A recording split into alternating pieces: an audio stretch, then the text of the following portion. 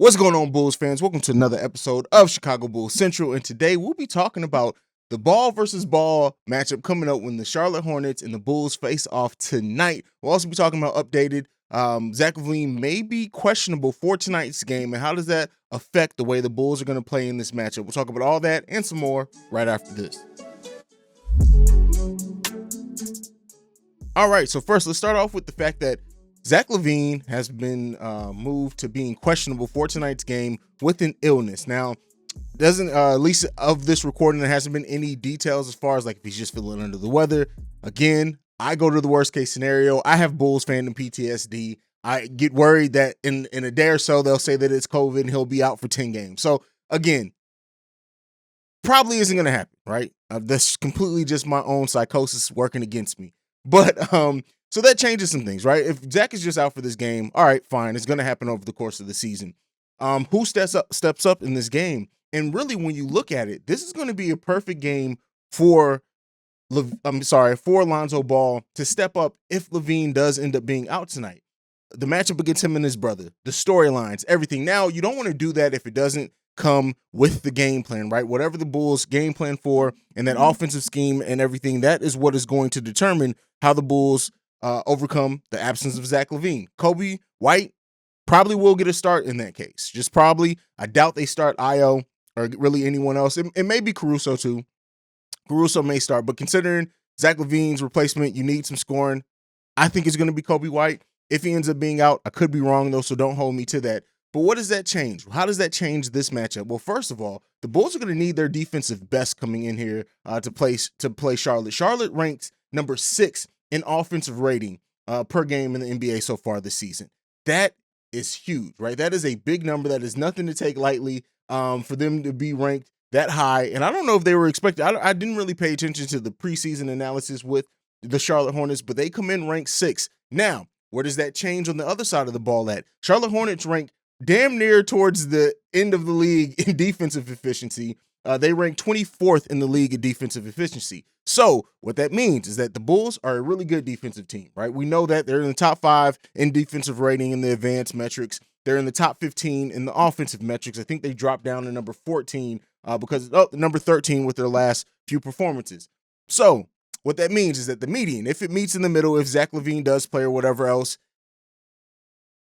not that it at all is going to be an easy matchup, but with the Bulls defense and their offense, they should be able to come out on top if they play hard, play smart, everything like that. Now, if Zach LaVine is out of this game, that means we're going to need somebody to step up because while the Charlotte Hornets aren't a great defensive team, if you take away your second leading scorer, Zach LaVine may have been moved into our leading scorer now. I know DeMar had a bad couple of games, but either way, our best player, one of our top 2 scorers, with him being out, who fills in that gap? Because if it doesn't get filled in, that brings things a little bit more even, right? The Charlotte Hornets, while they're still a bad defensive team, you take such a potent scorer off the table, it makes things a little bit easier for them on defense, of course. DeMar, we know he'll probably go to ISO ball. Somebody on the Bulls team has to step up.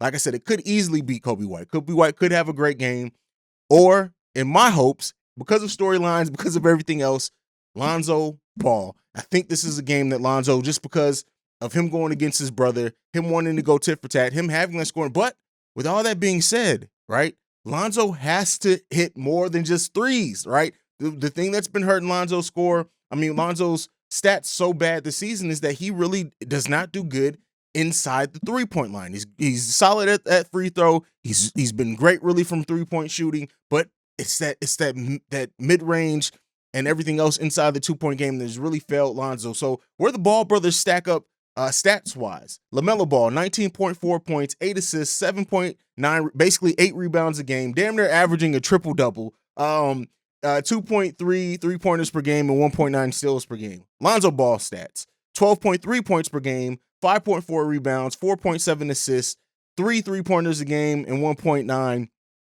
steals. They're very close in everything, right? In everything, considering the roles, considering the teams that they play on. But the scoring, what LaMelo does scoring-wise, we have not seen this season from Lonzo Ball. Even in the games that Lonzo has gone off, it's really primarily from the three-point line. he's going to have his hands filled with his brother tonight. Now, if anyone knows how to guard his brother, you would think as many times as they played each other growing up and everything that he is going to know how to defend his brother.